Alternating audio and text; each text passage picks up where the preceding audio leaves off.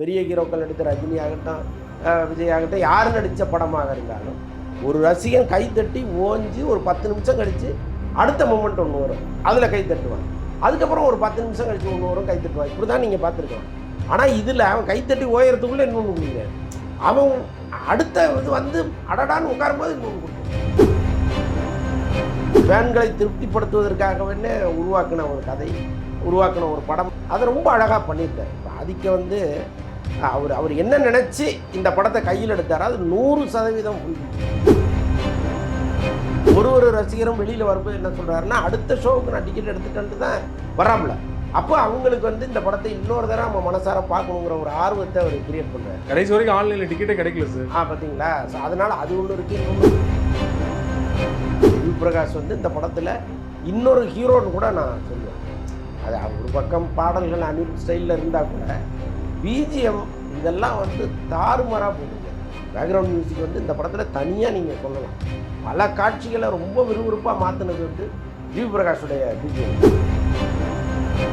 நிஜமாக பெரிய சர்ப்ரைஸுங்க. ஆக்சுவலாக வந்து ஒரு வளர்ந்து வர்ற ஒரு நடிகருக்கு இவ்வளோ பெரிய வாய்ப்பு கிரியேட் பண்ணி கொடுக்குறதுங்கிறது பெரிய விஷயம். அதை வந்து ஆதிக்கு மனசார பண்ணி கொடுத்துருக்கிறாரு. அஜித் வந்து அதை மனசார ஒத்துக்கிட்டு இருக்காரு. ஆக்சுவலாக எந்த ஹீரோவும் வந்து இவ்வளவு தூரம் ஒரு பெரிய சுதந்திரத்தை கொடுக்க மாட்டாங்க.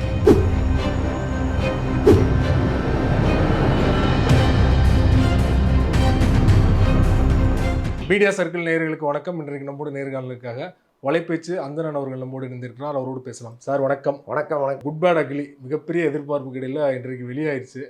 நீங்களும் படம் பார்த்துருப்பீங்க. உங்களோட முதற்கட்ட பார்வை என்ன சார்? என்னுடைய நான் அஜித் ரசிகன் இல்லைல்ல, நான் யார் ரசிகனும் கிடையாது, அது வேற விஷயம். பட் நம்ம அஜித் ரசிகராக இருந்தால் அதை பெருமளவு கொண்டாடி தீர்த்துருக்கலாம். ஓகே.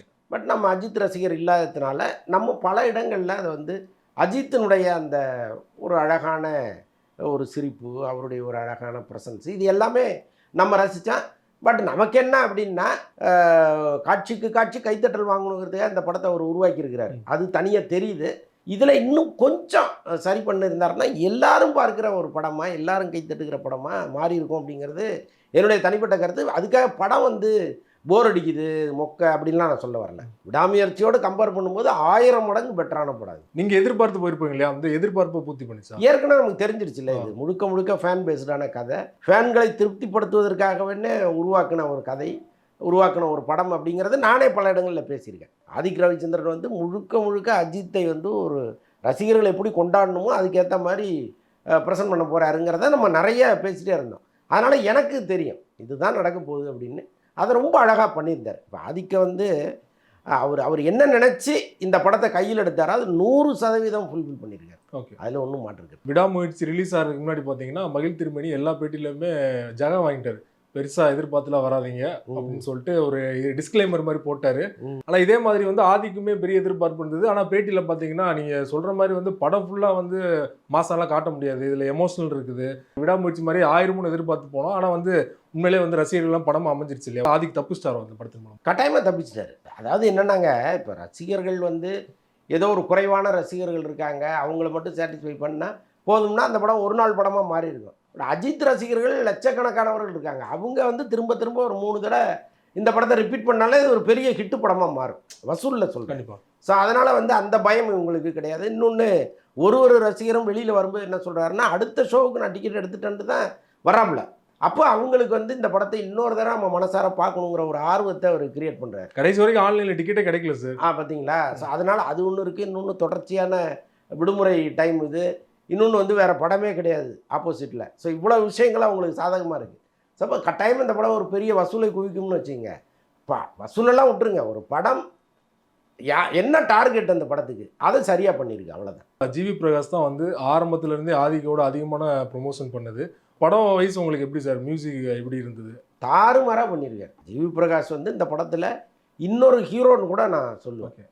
அது ஒரு பக்கம் பாடல்கள் அனில் ஸ்டைலில் இருந்தால் கூட பிஜிஎம் இதெல்லாம் வந்து தாறுமாறாக போட்டிருக்காரு. பேக்ரவுண்ட் மியூசிக் வந்து இந்த படத்தில் தனியாக நீங்கள் சொல்லலாம். பல காட்சிகளை ரொம்ப விறுவிறுப்பாக மாற்றினது வந்து ஜிவி பிரகாஷுடைய பிஜிஎம் தான். அதில் ஒன்றும் மாற்றுக்கிறதே கிடையாது. பழைய பாடல்கள் யூஸ் பண்ணியிருந்தாங்க, இளையராஜா அவர்கள் பாடல் யூஸ் பண்ணியிருந்தாங்க, தேவா அவர்கள் பாடல் யூஸ் பண்ணியிருந்தாங்க. இதெல்லாம் வந்து கரெக்டாக மேட்ச் ஆனதுன்னு நினைக்கிறீங்களா? நோ கரெக்டாக மேட்ச் ஆகிருக்கு. ஓகே. அதாவது எவ்வளோ பாடல்கள் இருந்தால் கூட கரெக்டாக அந்த இடத்துல இதை போட்டால் அது ஒர்க் அவுட் ஆகணும்னு பிடிச்சாரு பாருங்க.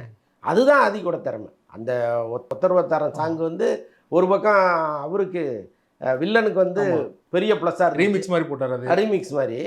இந்த பக்கம் வந்து கமலஹாசன் இளமை இதை பாட்டு வந்து அதுவும் இந்த ஃபைட்டுக்கு போட்டிருக்காங்க. அதை அந்த ஒரு பஞ்சுக்கும் ஒரு வரிகளை தூக்கி போட்ட ரொம்ப சூப்பராக இருந்துச்சு. தொட்டு தொட்டு பேசும் சுல்தானா அர்ஜுன் தாஸும் இவங்களும் பண்ணுறாங்க. அந்த பிரியா வாரியர் அவங்க 2 பேரும் அந்த டான்ஸ் ஆடுறாங்கன்னு நம்ம சொல்லியிருந்தோம். அஜித் அவர்கள் எத்தனை கெட்டப்பில் வர போகிறாங்க அப்படிங்கிறது தான் எல்லாரும் எதிர்பார்த்துட்டு இருந்தாங்க.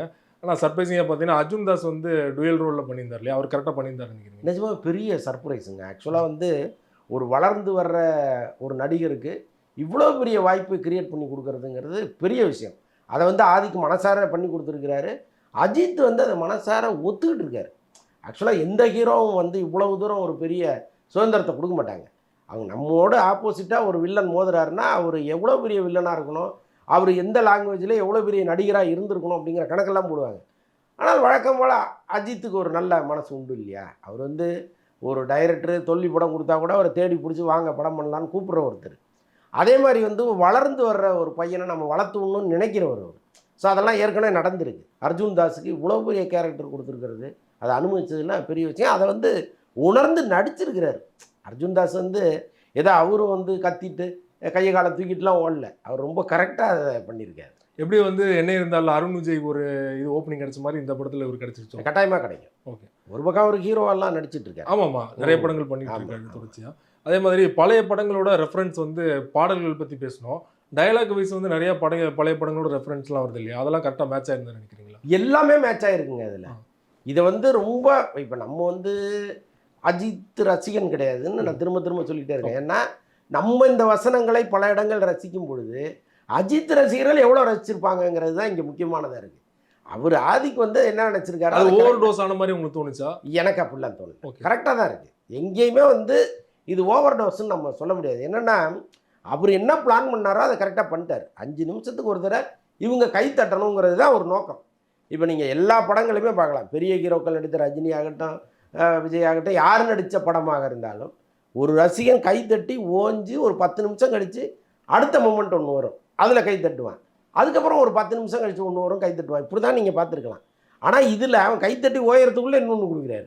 அவன் அடுத்த இது வந்து அடடான்னு உட்காரும்போது இன்னொன்று கொடுத்துட்றாரு. அப்போ அவருடைய நோக்கம் வந்து இவங்க தியேட்டர் முழுக்க நின்று ஆடிக்கிட்டே இருக்கணும், கை தட்டிகிட்டே இருக்கணும். அது ஒன்று தான் நம்ம லட்சியங்கிறத அவர் முடிவெடுத்து செஞ்சுருக்காரு. சரியாக செஞ்சு சின்ன பசங்களாம் ஆடுற மாதிரிலாம் வீடியோ வந்துச்சு. ஆமாம். டைலாக் வைஸ் பார்த்தீங்கன்னா நிறைய இடத்துல வந்து ஏற்கனவே அஜித் விஜய் படங்களில் மோதல் பார்த்துருக்கோம். அவர் வந்து எதாவது ட்ரால் பண்ணுவார், இவர் எதாவது ட்ரால் பண்ணுவார்.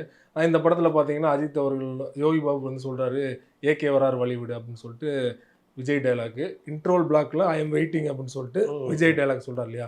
இந்த டெவலப்மெண்ட் எப்படி பார்க்குறீங்க? இது ஒரு பெரிய பெருந்தன்மைன்னு தான் சொல்லணும். ஓகே, என்ன பண்ணுறது, விஜய் வந்து ஒரு பெரிய ஹீரோ, அவருக்கு அஜித்துக்கு போட்டியானவர்னு பலகாலமாக இங்கே சொல்லப்பட்ட ஒரு ஹீரோவினுடைய டைலாகை அவர் அந்த இடத்துல அதுவும் முக்கியமான இன்ட்ரோல் பிளாக்கில் சொல்கிறாருன்னா அது வந்து நிஜமாகவே பெரிய விஷயம். அது வந்து ஒரு ஃபங்க்ஷனில் வந்து விஜய் நண்பர் அஜித் மாதிரி நான் கோட்டு போட்டிருக்கேனான்னு சொல்லுவார் பாருங்கள். அன்னைக்கு எப்படி ஒரு கைத்தட்டல் வந்துச்சோ அந்த மாதிரி ஒரு கைத்தட்டல் வந்து இந்த படத்துக்கு வந்திருக்கு. ரஜினி கமல் படங்களில் பார்க்கலாம், ரஜினி வந்து அதிகமாக பெரிய கமல் நினைப்பு அப்படின்னு சொல்லுவார். ஆமாம், அது ஒர்க் அவுட் ஆயிருக்கு. நிறைய இடத்துல டைலாக் பார்த்தீங்கன்னா தலை அப்படின்னு சொல்லிட்டு வர மாதிரி இருக்குது. ஆனால் அஜித் அவர்கள் தொடர்ச்சியான தலைன்னு கூப்பிடாதீங்க, ஏகேன்னு சொல்லுங்கன்னு சொல்கிறாரு. இன்னொரு பக்கம் பார்த்தீங்கன்னா தலைன்னு சொல்லுங்க அப்படின்னு சொல்கிற மாதிரி வந்து ரசிகர்களுக்காகவே அப்படி டைலாக் வச்சுருக்காரு இல்லையா.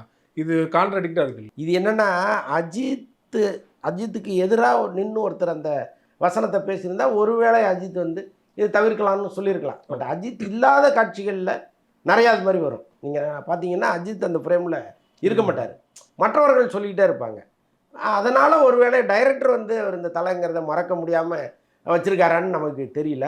நேரடியாக அஜித் வந்து ப்ரெசென்ட் ஆகிருக்கிற ஒரு காட்சியில் அப்படி ஒரு டைலாக் வர்றது ரொம்ப குறைவாக தான் இருக்கும்னு நான் நினைக்கிறேன்.